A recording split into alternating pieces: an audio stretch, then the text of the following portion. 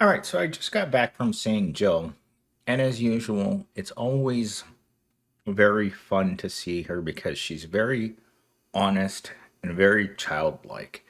Even though she's nearly 25 years old, she still acts like she's 10, which is very unnerving sometimes because I'll say something to her, and today she asked me, Millennial Steam, are you a hater? And I was like, yeah, I'm a hater. She's like, I asked her, Jill, are you a hater? And she's like, oh, I'm such a hater.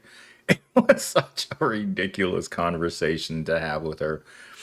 But I think she's well aware that we're both very attracted to each other, not just the physical aspect of it, but we're emotionally attracted to each other, which is really strange because as the front desk girl said, she's an SD bestie, which is something that I'd never heard before. But from the second you meet her, it is always a really, really good time. And she's very curious about every aspect of my life. Like when I see her, we talk about this, and this. And when I try to hold back, she's like, no, you have to tell me now. And I'm like, okay. And so today we got into some pretty intimate conversations. But the darker it is, the more she likes it. So, and today she only mentioned her feet one time, and that's because her cat chews on her socks because her cat doesn't like her socks. Anyhow, without further ado, let's change topics into what I planned on talking about today, which is a comment that I got in yesterday's live stream. I can't stop thinking about this comment because it lends itself to the fact that you guys are thinking about the same things that I'm thinking about, right? And one of the hottest topics out there in this job economy is work burnout. And there's one simple reason for it. Because if you're like me, you know that work is never going to get better. And the more work that you do, the more they're going to expect of you. Like I can see myself 6 months from now still doing and grinding and trying to figure out how you're supposed to do all of these things because they have some very very smart people or at least better at being able to understand large scale problems than myself. I come from a very simple background. Sure, I've been in computers since I was a teenager, but my background is simple. I never wanted to go to school to learn about computers. I never liked them that much.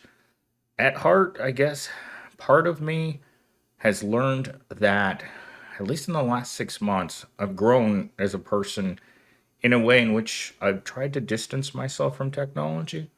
I have so many plants now, so many cameras. If you guys walked into my living room right now, it looks like a video studio. There's a camera up on a tripod. I have lighting up on a secondary tripod. I have plants lining that wall, books everywhere, and I just came back from getting even more aquatic plants and my first fish. And today I was thinking about getting an actual furry pet. Like, I never thought I'd ever say this in my entire life, but I'm thinking about getting a cat. Why? Because Jill loves them. No, let me let me rephrase that. When I said this to her today, she loves her cat. She doesn't like cats in general, but she likes her cat. And because I see how much of her life is in that damn animal, every time I see her, it's like it resets how she has to tell me about her animal. Like her animal means everything to her. It's really a strange thing that people become so attached to these things. So let's get into our introductory monologue. They keep telling us we're burnt out. Like we just need a nap and a better morning routine. But what if it's not exhaustion? What if it's grief? What if we're mourning the version of ourselves that never got a chance to exit, or excuse me, to exist because life became all survival, no dreaming? This isn't about laziness. It's about loss. People ask me all the time, Millennials team, what would have happened to you if your Hispanic parents decided not to immigrate to America? Well, I can tell you what was going to happen to me. I'd probably have a bunch of kids. I'd have my own ranch, and I'd be a farmer. That's what my family's been for hundreds of years, I imagine. I I don't know the origin story of my family because I never really talked to any of them. But I imagine that if it stayed exactly the same way as my grandpa was living, then he never saw technology. I don't think he never owned a car. Like he was so old school that when I would see him, he was still riding a horse everywhere. And I never really like when I lived on the farm, I never really developed a taste for that. And I think a part of me does feel like our current life is just survival. Do you think I'm doing what I'm doing right now because I want to? No, I'd rather be getting drunk because that's how I deal with the grief of failing to launch in life, right? No career, no woman, no, nothing. Some of the only feelings that I have of positivity in my life are when I'm with Jill. And I think she feels that towards me as well. Like there's definitely a part of her that just wants to reach over and grab me like a cat toy every time she sees me. But let's get into talking point number one. Most people think they're just exhausted from working too much. But the deeper truth is that they're mourning the version of themselves that had potential, dreams, and time. Burnout is easier to name than loss, but what we're really feeling is the slow death of possibility. This is something that happened to my French tutor. It was her last year of college, so she was turning 22, and her dad, obviously, she's very well off. Her dad sent her on a vacation across the Pacific Island. I think she went to Fiji or something. And she came back and she met a man on one of the islands and she moved there. And she stayed there for 4 years. And then she moved back to the States and took up being a school teacher. She was a school teacher in her hometown where her mom taught for a couple of years before she realized that she didn't want to get married and she didn't want to continue to live this life. To her, this life meant the end of possibility. It wasn't what she wanted to do. She had both a bachelor's and master's degree in education, but this isn't what she wanted to do. And she just couldn't let it go. Most of us do because we have to. I don't go to work because I want to. I don't go to work because of possibilities. I go to work because survival. You've got to pay for shelter. You've got to pay for food. And you've got to pay for your Promobile. And boy, is Jill's Promobile banged up. I looked at the two cars that she told me that she potentially drives. And I looked at the one that looked fairly new. Then I looked at the one with all of the dents and scratches and cracked windows. And I'm like, that's her car.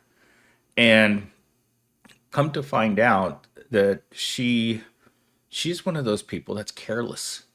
I've met so many girls, so many of them, that their Promobile is banged up just because of being careless, running into poles, scratching poles, hitting things with their car, bumping things.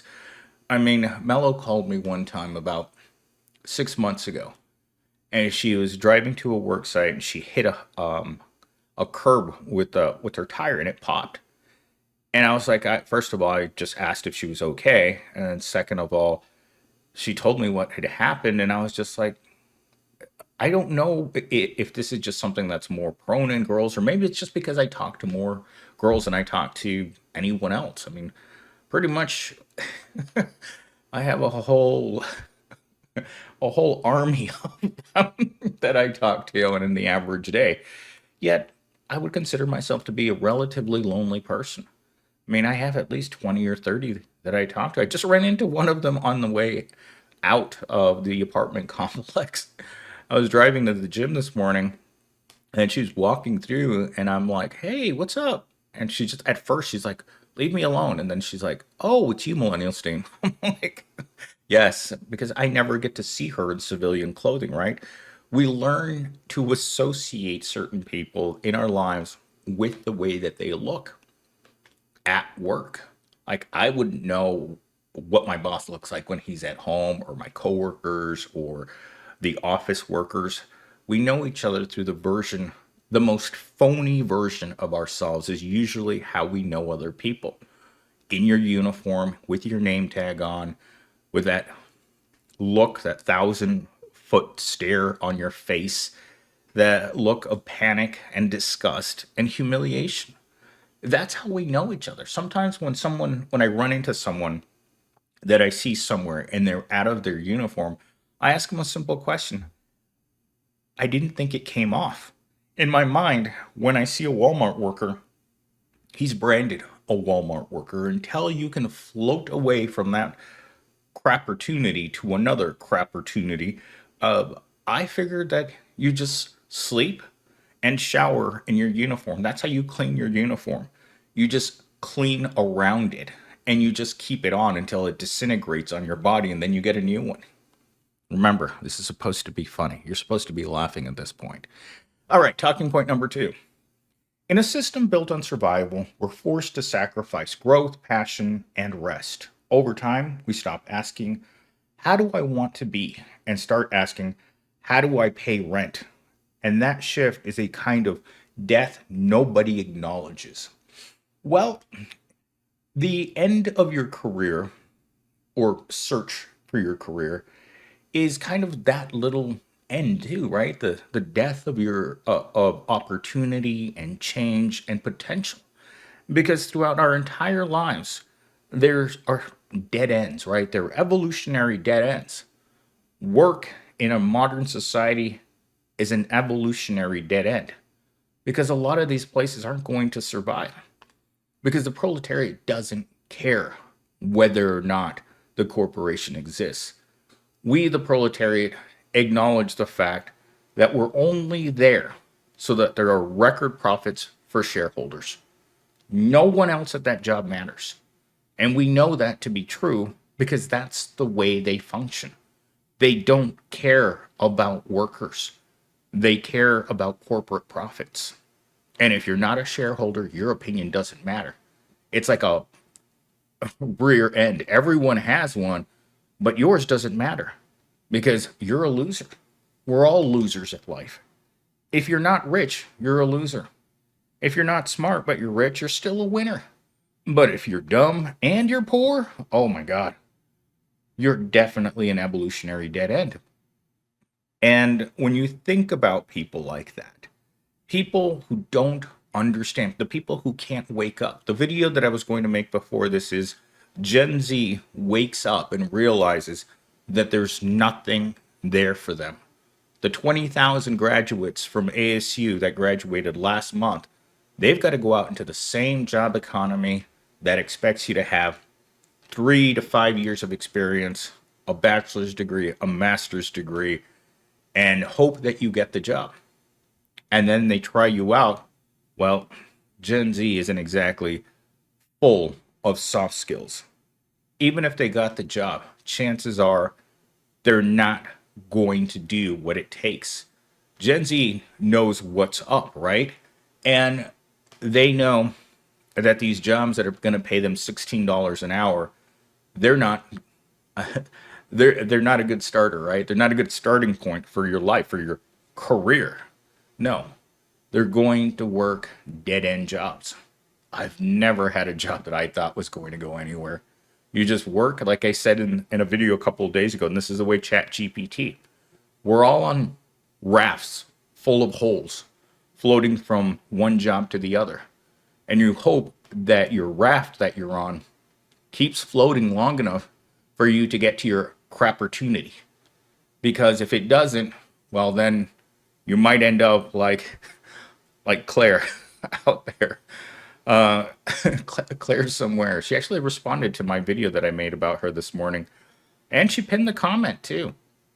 So she pinned the comment on her channel, and I pinned her comment on my channel, and I asked her if she wanted to do a collab, because I think it would be a something you guys would really be into watching, is seeing someone that's actually had to move into their car because of the same circumstances that I had to get rid of my old apartment. And you guys have been saying the same thing. So I'm not alone in saying that we live in a roach infested society where if you are that person and you do not make enough money, you are forced to live with bed bugs, roaches, and whatever other thing is out there. For me, it was 3 years of dog barking 24 hours a day. And it became insane. It was driving me nuts during the pandemic because I couldn't get away from it. I tried to put earplugs during the middle of the day. I tried to develop some sort of routine because I was home for, I think, 670 days straight where I didn't have anything to do. I just sat at home. And I've said this before, but I would look out the window in my kitchen and this is what I would do. Sun comes up, sun goes down. Sun comes up, sun goes down. I did that for 675 days straight. And I was just like, I was going crazy. Because when you have nothing to do, absolutely nothing to do, that's when the series on this channel, live streaming my drawing, was what I was doing on the channel for an hour or 2 hours a day. Now I'll tell you, if someone ever tells you you won't get good at something by doing it every day, they're lying. I got extremely good at drawing, and you can go back. I can go through my sketchbook if you guys want and look at day one in sketchbook one and see what I was drawing on day one as opposed to my last couple of days until, well, back then I was so poor. It was a devastating day. The day that I tripped, that my tripod tripped on the ground and the camera hit the ground and it never turned back on. And I didn't, those days were some of the poorest days I've ever had. There was just nothing left. I remember towards the end, towards that November, I was waiting for an eviction notice, and I I was going crazy because not only did I not have anything to do, I'd applied to hundreds and hundreds of jobs, maybe even thousands of jobs during the pandemic. But as you guys can see right now, it is becoming nearly impossible to find a 100% remote job. And this is what I'm seeing and I'm hearing from everyone out there in the comment section and the people that I talk to. Also, for some reason, Astra told me in the comments this morning, um, I ain't straight, millennial. Good for you. Most men, most women are rejecting men flat out. Good for you, Astra. I hope you're with the right lady. All right, talking point number 3. Once we stop gaslighting ourselves, stop calling it laziness or weakness, we can finally process what's actually happening. Naming it as grief allows us to stop blaming ourselves and start building from truth, not guilt. Well, I know that many people have to gaslight themselves and tell themselves that they have a good job when the reality is they're working at McDonald's. You're working for the McPaycheck. And if you're working for the McPaycheck and you're expecting to build wealth, because it's something that I heard in a couple of Claire's videos, is that she wanted to start her own business and start creating wealth. Well, if you're living out of your car and you don't have the right connections, you don't have the right degree, and you don't have the right experience, you have to gaslight yourself into believing that something good's going to happen. Because I was watching another YouTuber this morning while I was doing cardio, and she's an outdoors channel. She broadcasts her videos on OFTV. I didn't even know OFTV was a thing until she kept saying it while she was filming herself building an outside structure. Also, this lady looked at the camera the other day and thanked her audience for buying her ample you know what. I thought that was really kind of her to thank her subscribers or donation people. Thanks, guys. Look what I bought with your money. Great investment. Anyhow, I don't know if most people would consider it to be a weakness or laziness to have to work 7 days a week. Like yesterday, when Jennifer was in the chat in the live stream, she was getting ready to go to Pound Town. You guys all love the phrase Pound Town. So she was getting ready to go to Pound Town, right? And she was talking to me and the other members in the stream, and she said, "Millennials team, I've got to go to Pound Town now, noon to 8." And I'm like, "Why?" And she's like, "Because she wants to keep a schedule, right? Monday through Friday, she works at her restaurant as a waitress, which I've heard that job is really hard because they're carrying food on their shoulder all day long. And the Olive Garden is actually a place that stayed remarkably busy, even though their prices are a little on the ridiculous side. Every time that Mela and I have eaten at the Olive Garden, it's been busy. But yes, 7 days a week, noon to 8, every day, Monday through Sunday. That's if that's laziness, then I would really like to know how these people that don't actually do any physical work are going to call someone like that lazy. If you're a person, an executive person that doesn't do any actual physical work, and you call yourself your work, it's so mental. It's so mentally draining. That's what when I talk to these people, that's what they say. It's like, it's so mentally draining. It's like, what about Jose over there picking the fruit? What about Consuelo scrubbing your toilet? Is that not work? Isn't that something that shows that you're not weak or lazy? Immigrants do some of the hardest work, and to blame poor people for not being successful is a middle finger to everyone that has to do physical work. All right, let's end this video with the closing monologue. So the next time you feel like you're falling behind or broken, remember, you're not weak. You're grieving. You're grieving the time you never got back, the energy stolen by survival jobs, the dreams buried under bills, and naming that grief might be the first step towards healing. Not just pretending you're okay. You didn't fail. The system did. Well, I mean, how else can you end a video like this? Like, in order to generate this video, this was my prompt to ChatGPT. I need a video idea for a viral video. It generated Gen Z is waking up to the fact that there is no American dream. From there, I asked it again, and at that point, it generated a title. Let's see. I asked it again, and it said, "You're not burnt out. You're grieving who you could have been." That's the title it gave me. And let me let's see. I want to read you guys exactly the prompt that I gave it. ChatGPT, can you try another idea, a different angle, something completely different from the 600 other scripts you've written for me? I need to grow on YouTube, and I need to grow fast. And this is what it came up with. This is what ChatGPT thinks that you want to hear.